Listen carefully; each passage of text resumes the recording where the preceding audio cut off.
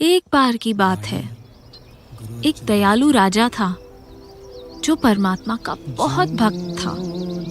वह अपने लोगों का बहुत ख्याल रखता, सब उसे प्यार करते थे।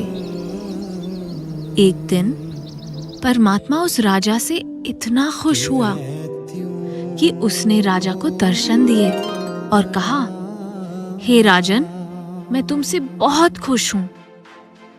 तुम मुझसे जो भी मांगोगे मैं तुम्हें दूंगा। शुक्राने से भरे राजा ने जवाब दिया, हे मालिक, आपकी दया से मेरे पास सब कुछ है। मेरे राज्य में खुशहाली और शांति है। फिर भी मेरे दिल में एक इच्छा है। मैं चाहता हूं कि आप मेरे लोगों को ऐसे ही दर्शन दे जैसे इस समय आप मुझे दे रहे हैं। परमात्मा राजा के भोलेपन पर मुस्कुराया और समझाया कि हर एक के लिए मालिक का असल स्वरूप देखना मुमकिन नहीं है। परमात्मा ने कहा, मुझे अफसोस है, लेकिन ऐसा नहीं हो सकता। कुछ और मांगो और वह तुम्हें मिलेगा।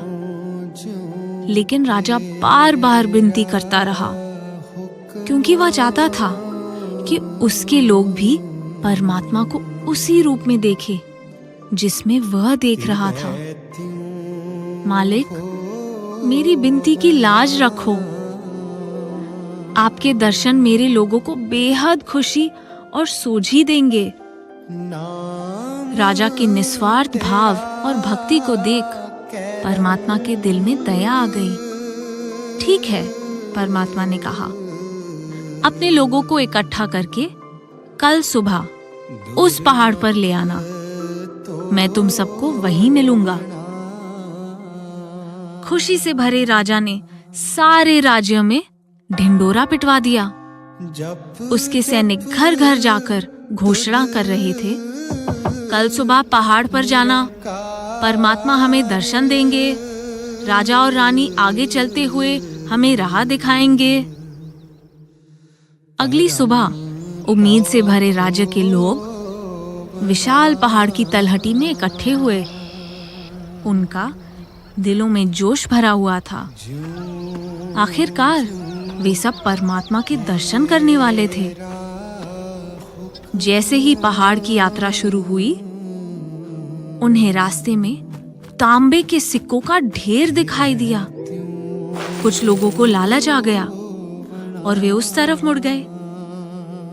राजा ने उन्हें सलाह दी, सिक्कों को देखकर अपना ध्यान भंग न करो। तुम्हें परमात्मा साक्षात दर्शन देंगे जो बेहद कीमती है। बदकिस्मती से कईयों ने राजा के वचनों पर ध्यान नहीं दिया और तांबे के सिक्के लेकर घर वापस चले गए। राजा ने पीछे मुड़कर देखा, आधे से ज्यादा लोग भटक गए थे। उसे दुख हुआ कि इतने सारे लोग इतनी आसानी से सिक्कों के लालच में फंस गए। रास्ते पर आगे बढ़ते हुए लोगों को चांदी के सिक्कों का ढेर नजर आया।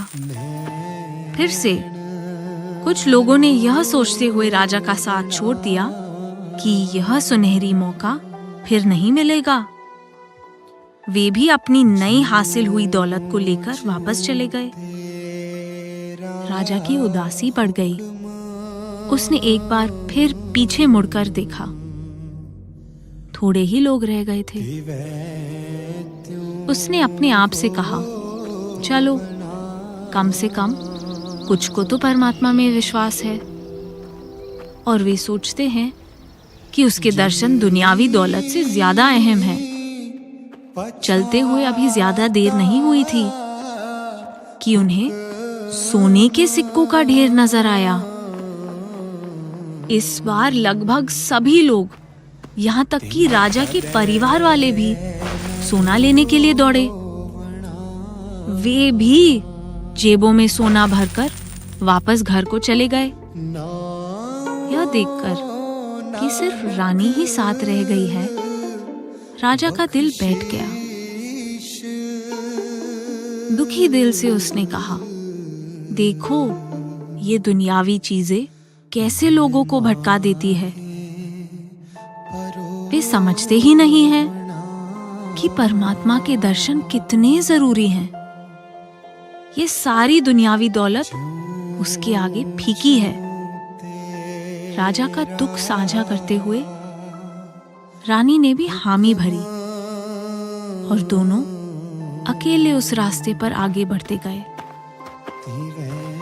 कुछ क्षणों बाद उन्हें चमकते हुए हीरो का ढेर दिखाई दिया। रानी अपने आप को रोक न सकी और उसने हीरे इकट्ठे करने शुरू कर दिए। वह तब तक झोली भरती गई जब तक कपड़े फट नहीं गए। राजा का दिल पूरी तरह से टूट गया। फिर भी वह अकेले ही चलता गया। आखिर वह पहाड़ पर पहुंचा जहां परमात्मा उसका इंतजार कर रहा था। मुस्कुराते हुए परमात्मा ने राजा से पूछा, तुम्हारे प्रियजन कहाँ हैं? मैं तो बेसब्री से उनसे मिलने का इंतजार कर रहा हूं। राजा शर्मिंदा हुआ और विनती करते हुए बोला, ऐ मालिक, मुझे माफ कर दो, मैं उन्हें अपने साथ नहीं ला सका। परमात्मा ने बड़ी हमदर्दी से जवाब दिया, माफी मांगने की जरूरत नहीं राजन, मुझे मालूम था कि वे नहीं आएंगे। इस दुनिया में सिर्फ वे लोग जो भक्ति में, इबादत में लगे हैं, जो दुनिया के मोह में नहीं फंसे, वे ही सच्चे मायनों में मुझ तक पहुंच सकते हैं। जो मुझसे ज्यादा दुनियावी चीजों को अहमियत देते हैं, वे मेरे दर्शन नहीं कर सकते।